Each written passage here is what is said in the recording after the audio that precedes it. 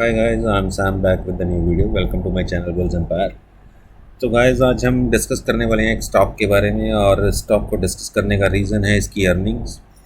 तो before we discuss the stock उससे पहले डिस्क्लेमर है कि ये कोई बाय सेल की रिकमेंडेशन नहीं है, it's only for the informational purpose. और सेकंड थिंग, इसमें मंडे को मेरी या मेरे क्लाइंट्स की पोजीशन हो सकती है गाइस।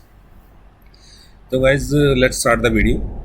तो कंपनी का नाम है टिमकेन इंडिया, ऑटो कंपोनेंट्स की कंपनी है एंड ऑटो एंसिलरी कंपनी बोल सकते हैं आप इसे। और गाइज इसके रिज़ल्ट्स बहुत अच्छे आए हैं, जो Q4 के रिज़ल्ट्स आए हैं वो रिज़ल्ट्स बहुत अच्छे हैं। पहले हम इसके फंडामेंटल्स पे चलते हैं, उसके बाद इसके टेक्निकल्स डिस्कस करेंगे। तो गाइज ये कुछ 15,000 करोड़ की कंपनी है, मिड कैप कंपनी है। स्टॉक की जो वैल्यूएशन है वो 45 की है, इंडस्ट्री की 15 की है, तो आपको प्रीमियम वैल्यूएशन पे मिल रहा है ऑलमोस्ट 3 टाइम्स।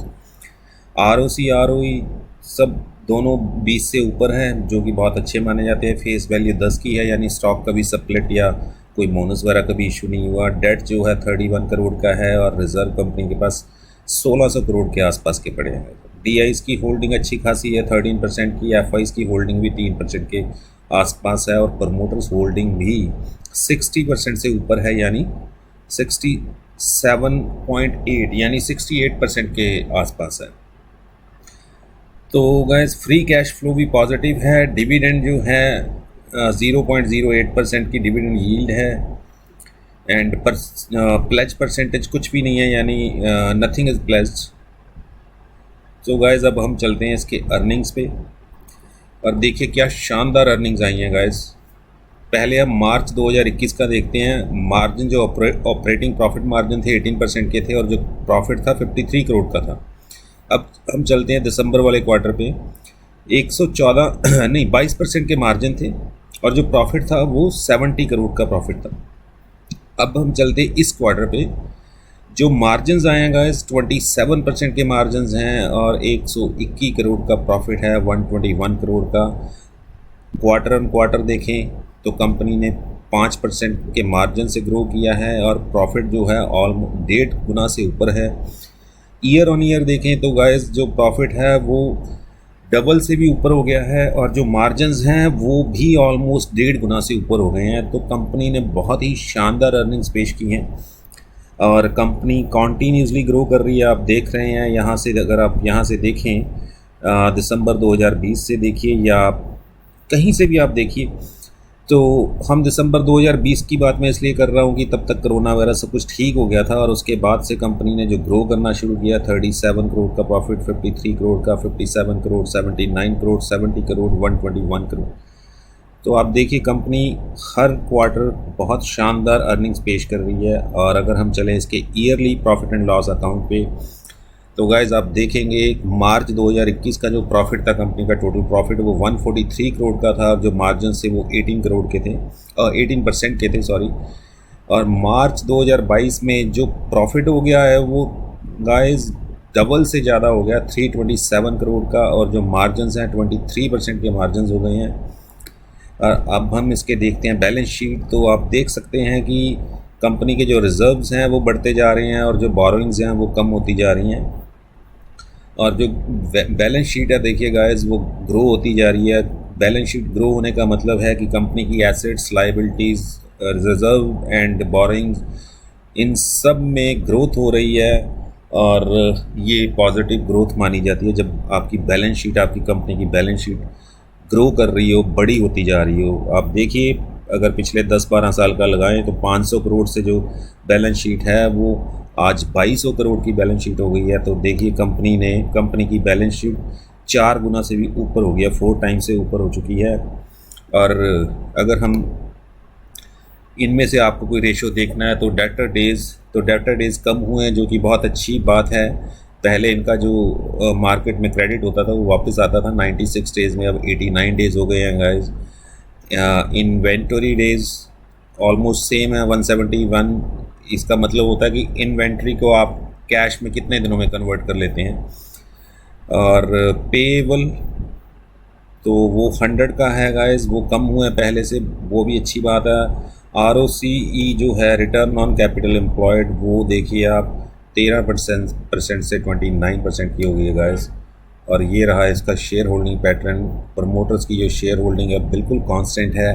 एफ आईज़ ने थोड़ी बढ़ाई है मार्च क्वार्टर में और डी आईज़ ने थोड़ी कम की है।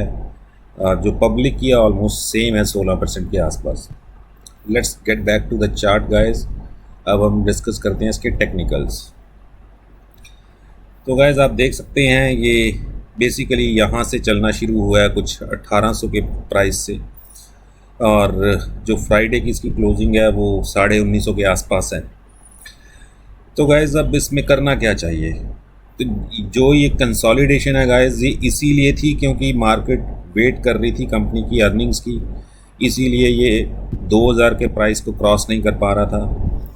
तो बिकॉज जब मार्केट श्योर नहीं होती किसी कंपनी की अर्निंग्स के लिए तो वो शेयर कंसोलिडेट होता रहता है, वो ना तो ज़्यादा नीचे जाता है ना ही वो कोई ब्रेकआउट देता है। तो अब अर्निंग्स आ गई हैं, ये अर्निंग्स आई हैं आफ्टर मार्केट, तो इसलिए इसका जो रिएक्शन है मार्केट का वो आपको मंडे को देखने को मिलेगा। आप मंडे स्टॉक को वॉच लिस्ट में रखिए।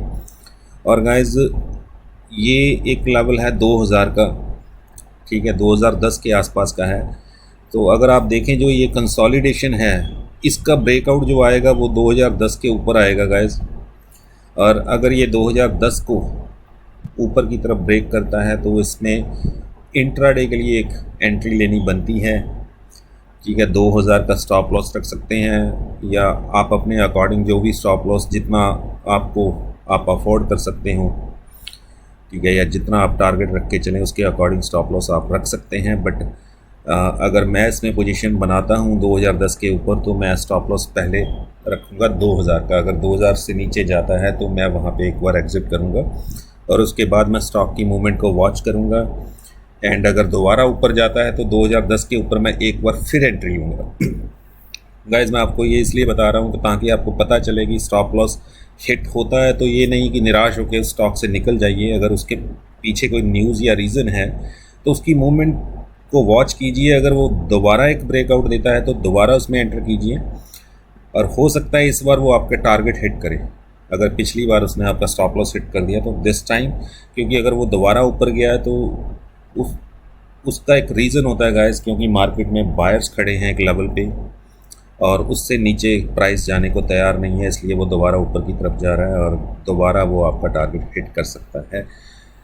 तो अगर मैं पोजीशन बनाऊंगा तो मैं इसी तरह करूंगा। बाकी आप किस तरह ट्रेडिंग करते हैं इंट्राडे वो it's all up to you.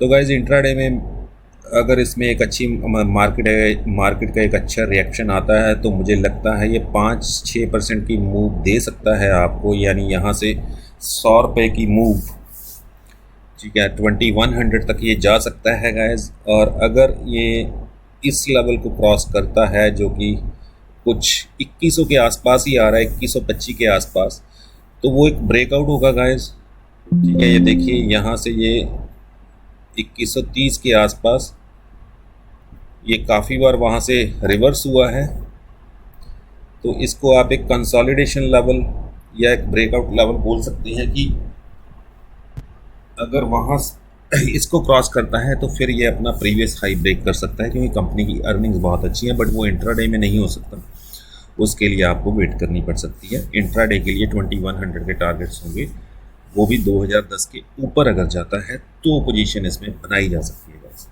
2010 के नीचे मैं किसी को रिकमेंड नहीं करूँगा क्योंकि कंसोलिडेशन जोन है और यहाँ से हो सकता है एक सेलिंग आ जाए, क्योंकि ये कुछ 1800 से चला था, तो अगर यहाँ पे प्रॉफिट बुकिंग आती है तो ये नीचे आ सकता है।